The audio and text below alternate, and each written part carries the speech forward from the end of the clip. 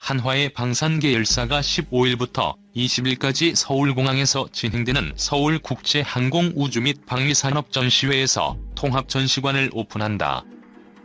주식회사 한화, 한화에어로스페이스, 한화디펜스, 한화시스템 등 한화 방산계 열사는 15일부터 20일까지 경기도 성남시 서울공항에서 열리는 국제항공우주 및 방위산업 전시회에서 통합전시관을 운영한다고 14일 밝혔다. 1320제곱미터 규모의 대형 전시 부스를 마련한 한화 방산계 열사는 이번 전시회에서 한화 4.0을 콘셉트로 4차 산업혁명 등 급격한 기술 패러다임 변화에 발맞춘 첨단화, 지능화, 무인화 솔루션을 대거 선보일 예정이다.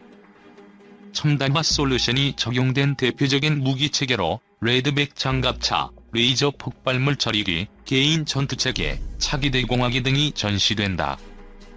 이번 전시에서 최초로 실물이 공개된 레드백 장갑차는 K9 자주포의 파워팩과 30mm 기관포, 대전차 미사일, 원격 무장 등이 장착된 포탑, 최첨단 방호 시스템이 결합된 미래형 전투 장갑차다.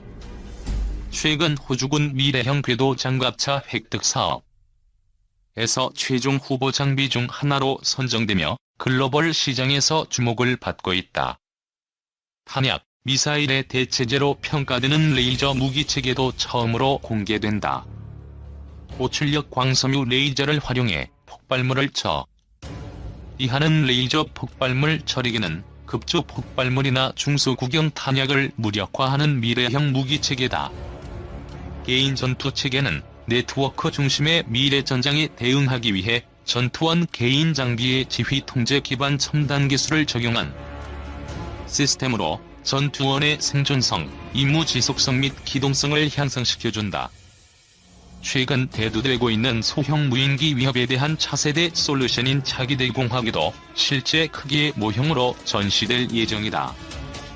차기대공화기는 무인화, 모듈화 포탑으로 설계되어 다양한 플랫폼에 탑재가 가능하고 소형 표적 탐지 레이더와 공중 폭발탄을 이용해 드론 등 소형 기체에 효과적으로 대응이 가능하다.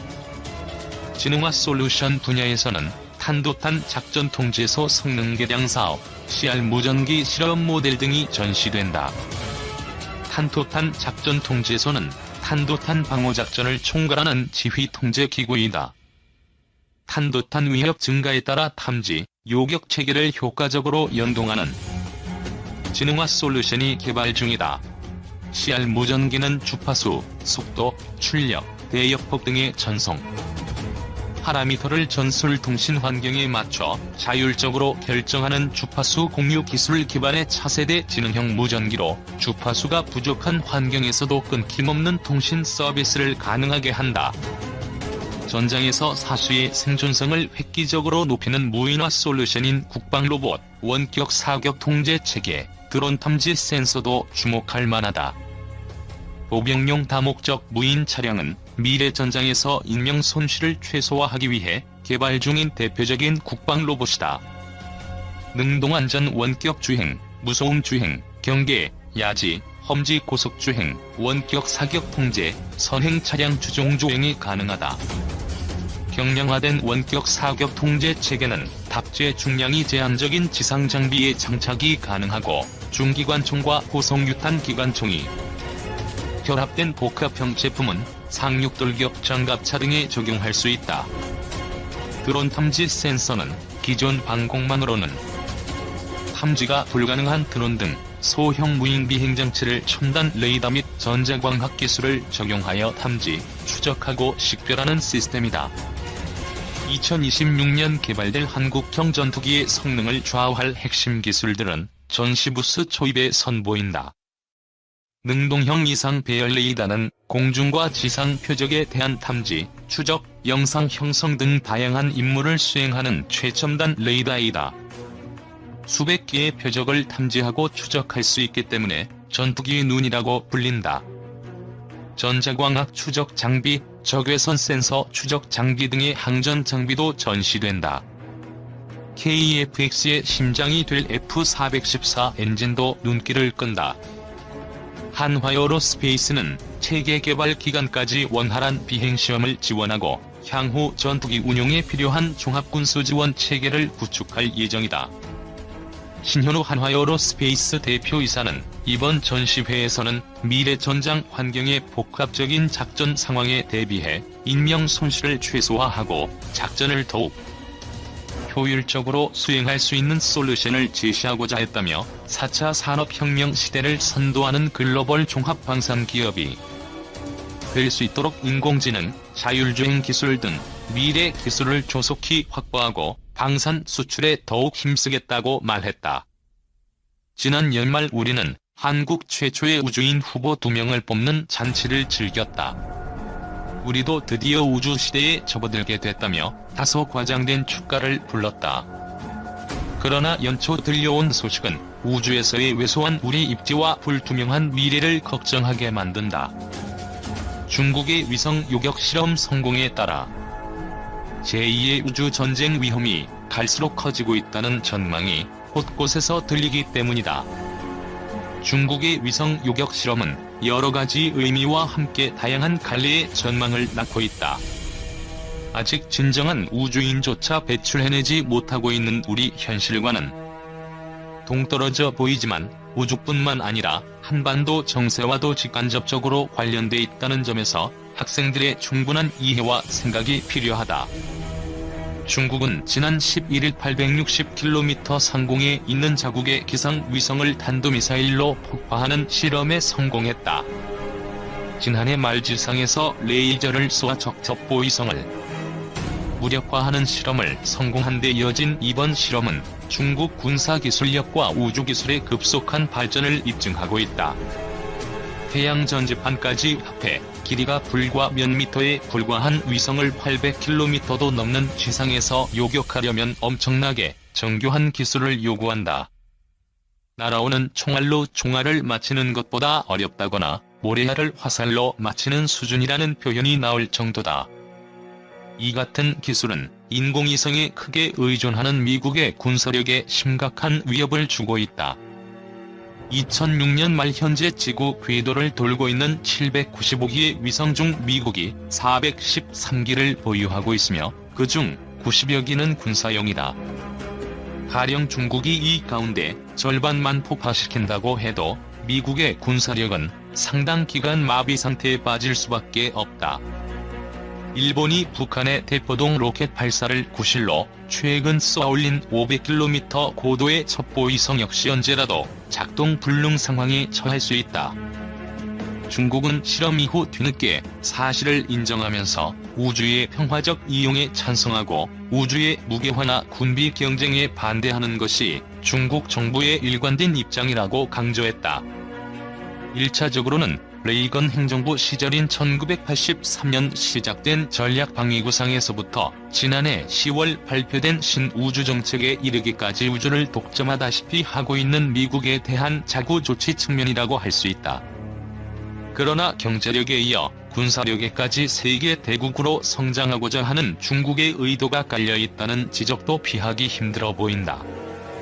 중국은 경제력에만 의존하여 강국을 자처하기에는 부족함을 느끼고 군사기술 개발과 외교적 위상 강화에 주력하고 있다.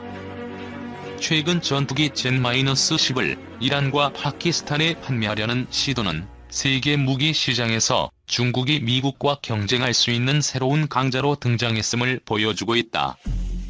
미국은 중국의 실험 직후 우주 공간의 평화적 이용 정신에 어긋난다 며 강하게 비판하고 나섰다. 그러나 이런 미국의 태도는 자가당착이라는 비난이 일반적이다. 우주전쟁 계획을 가장 먼저 발표한 것도 최근까지 우주의 군사적 이용 실험을 계속한 것도 우주를 독점하려 드는 것도 미국이기 때문이다.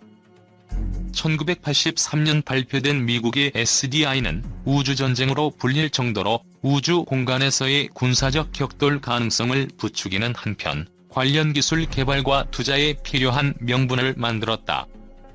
소련의 대륙간 탄도미사일을 무력화하기 위해 내놓은 이 구상은 소련의 붕괴와 탄도탄 요격 미사일 제한 협정에 걸려 클린턴 정권 때 전형 미사일 방어와 국가 미사일 방어로 바뀌었다. 부시 정권은 이들을 미사일 방어로 통합하고 ABM을 개발했다. 지난해 10월 공표한 신우주정책은 우주 공간에서 미국의 일방적인 권리를 강조하고 있다.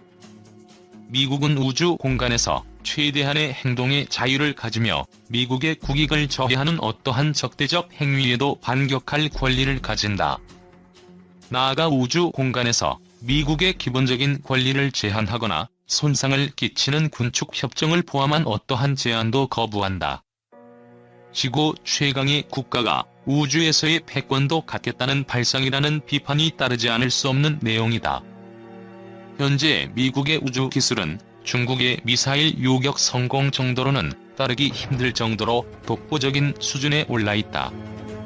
1985년에 이미 전투기에서 미사일을 발사해 위성을 파괴하는 데 성공했으며 2004년에는 보잉 747을 개조해 엄청난 전원 공급 장치를 실은 비행기에서 레이저를 쏘아 위성을 파괴하기도 했다. 미국은 현재 발사 직후 상승 단계에 있는 미사일을 비행기에서 레이저로 파괴하는 기술 개발에 착수했으며 전 세계의 어느 지역이라도 우주에서 수십 분 안에 공격할 수 있는 전지구적 타격 구상을 추진 중이다. 중국의 실험 성공이 당장 우주 전쟁의 위협을 가져올 것이라는 우려는 높지 않다. 미국의 기술력이 워낙 앞서 있기 때문이다. 중국이 따라잡기에는 만만찮은 비용과 시간이 걸릴 수밖에 없다. 중국이 1년의 우주 실험을 강행하는 데는 미국의 팽창적 우주 전략에 제동을 걸어 군축을 끌어내겠다는 의도가 담겨있다는 분석도 나온다. 군사용 위성 분야에서 압도적 우위에 있는 미국은 우주에서의 무기 경쟁 예방 조약을 만들기 위해 유엔 주도하에 국제회의를 열자는 중국의 요구를 거부해왔다.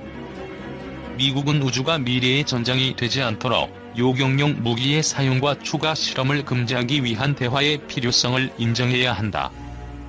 그러나 이번 실험으로 미국은 군사 위성들이 중국 미사일의 사정권에 들어갔다는 명분을 내세워 우주 군사 기술 개발에 더 많은 힘을 쏟을 것이라는 전망이 지배적이다.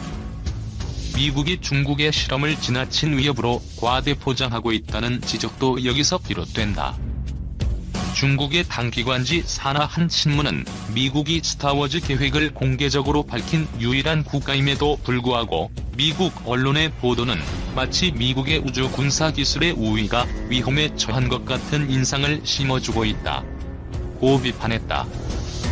미국은 미사일 방어 체제를 구축하는 데만 지금까지 900억 달러를 투자했다. 방어적 무기 개발은 아무런 문제가 없다는 논리를 앞세워 2005년 유엔이 제안한 우주무기 개발 금지 협정에 반대하고 있다.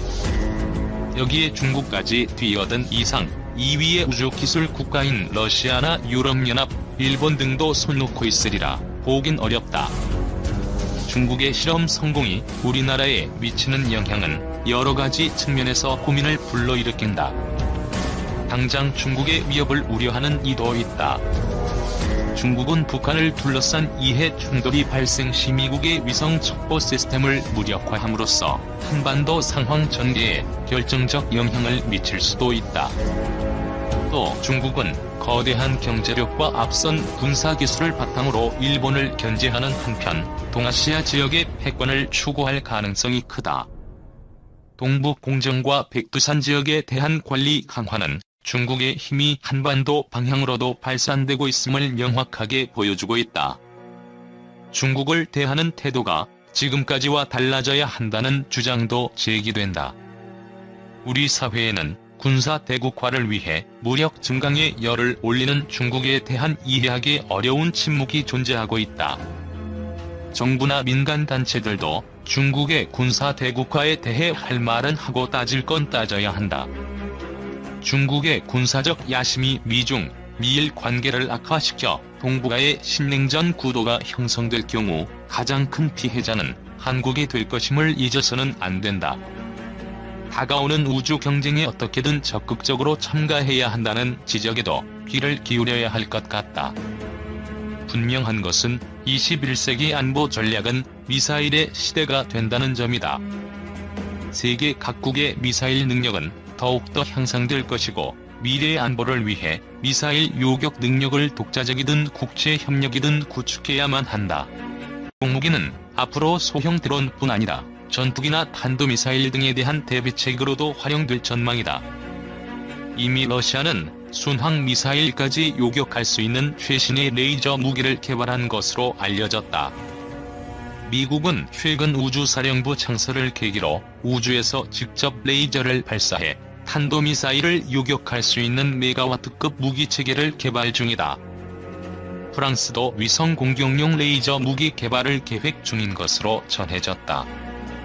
다만 레이저 무기가 기존의 공격, 방어 무기들을 대체하기 위해선 보다 높은 수준의 세밀한 기술들이 필요한 만큼 당장 전력화 단계를 거치긴 쉽지 않을 것으로 예상된다. 전문가들도 미군이 총대포, 미사일 등 기존 재래식 무기와 레이저를 함께 사용하는 시기를 거칠 것으로 보고 있다. 송창준 방사청 유도무기 사업부장은 레이저 대공무기 사업은 전 세계적으로 전력화한 국가가 아직 존재하지 않는 레이저 무기 체계를 진화적 개발 전략 개념 차원에서 도전적으로 연구 개발하는 사업이라며 개발 완료 시적 소형 무인기 및 멀티콥터에 대한 대응 능력뿐 아니라 우리나라의 국방과학 기술 역시 한 단계 도약할 수 있는 계기가 될 것이라고 강조했다. 가셈 솔레이마니 이란 혁명군 수비대 사령관이 미군의 드론 공격으로 사망하는 등 세계 전장이 드론 전쟁 시대로 변화하면서 우리 군이 드론을 탐지하고 요격하는 무기 체계를 어느 수준으로 구축하고 있는지 관심이 쏠린다. 한일 군 당국에 따르면 드론 전쟁 양상이 강화되면서 군도 드론을 무력화할 수 있는 안티드론 구축에 나선 상황이다. 안티드론 기술은 드론을 실질적으로 파괴하는 하드킬과 전파 교란을 이용해 드론의 비행을 중지시키는 소프트킬로 나뉜다. 레이저, 전기로 운영 1회 발사비 2,000원. 우선 기존 소총이나 발칸 대공포 등 재래식 무기에서 벗어나 레이저로 드론을 무력화하는 기술 개발에 나서고 있다. 방위사업청이 현재 개발 중인 레이저 대공무기는 광원 레이저를 드론에 직접 발사해 무력화시키는 세무기 체계다. 레이저는 눈에 보이지 않고 소음이 없다. 또 탄 없이 전기 공급으로 운용돼 1회 발사 비용이 약 2,000원에 불과하다. 2023년까지 개발을 완료할 계획이다. 드론 주파수 교란 시스템은 작년 전력화. 드론의 위성 위치 확인 시스템이나 주파수를 교란해 작동을 중지시키는 재민 방법도 거론된다. 육군 수도방위사령부는 지난해 4월 이스라엘에서 수입한 드론 테러 방어용 탐지 레이더 9대를 전력화했다. SSR로 불리는 이 레이더는 청와대 등 수도권 핵심 시설 방어용으로 드론의 주파수를 무력화하는 시스템이다. 군 당국은 이외에 추가적인 전파 교란 무기 개발과 구매 사업을 검토하고 있는 것으로 전해졌다. 현재 군 보유 레이더는 드론 탐지 쉽지 않아. 하지만 드론 공격 방어의 핵심은 탐지라는 분석이 지배적이다. 현재 군이 가지고 있는 레이더 수준에서는 사실상 드론 탐지가 쉽지 않다는 분석이 나온다. 기존 육군과 공군이 가진 적어도 탐지 레이더와 공군의 적어도 감시용 레이더의 경우 드론 탐지에 한계가 있다. 드론은 크기가 작아